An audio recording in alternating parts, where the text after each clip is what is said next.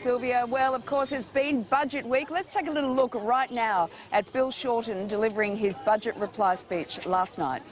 This budget fails the fairness test and it fails the generational test. And the great irony of this budget is that while it doesn't measure up to our values, it doesn't keep faith with traditional coalition values. Yeah, Bill Shorten last night promising higher taxes for high earners, but also confirming Labor will back the planned bank levy. It's all sparked claims of class warfare this morning. And to discuss this and more is Labor's Anthony Albanese, and filling in for Christopher Pine, Josh Frydenberg. Good morning to you, gentlemen. Albo, I'm going to go to you first. We're ready, Lisa. So Bill we missed out on the graphic. Good.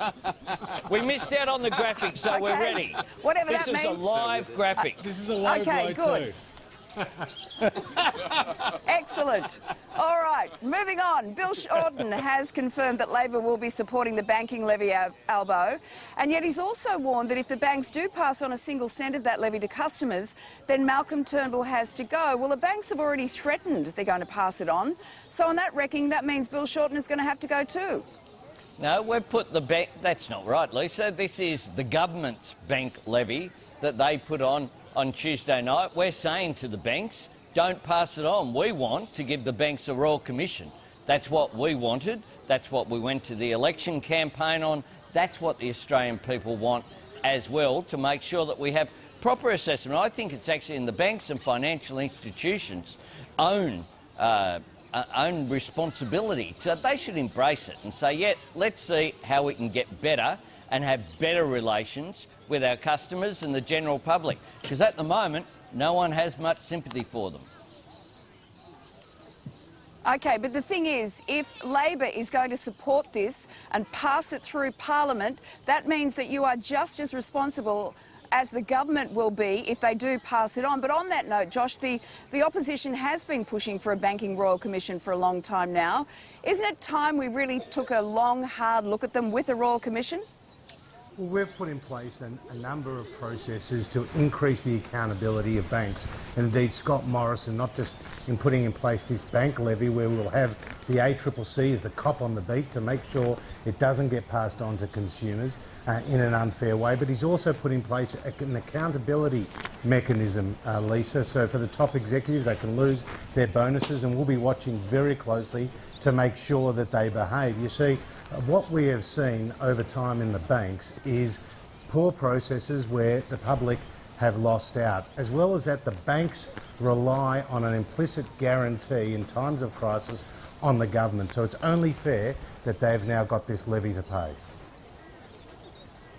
Yeah, we do know they can be very sneaky, though. But let's move on. Albo, the National Disability Insurance Scheme, your party introduced, but were never fully able to fund it. There's currently a $3.8 billion hole there. Where are you going to find the extra cash? Well, that's just not right, Lisa. The fact is that Labor is the party of the NDIS. We are very proud of the National Disability Insurance Scheme joining great Labor reforms like compulsory superannuation, like Medicare, like accessing education or educational opportunity for young people.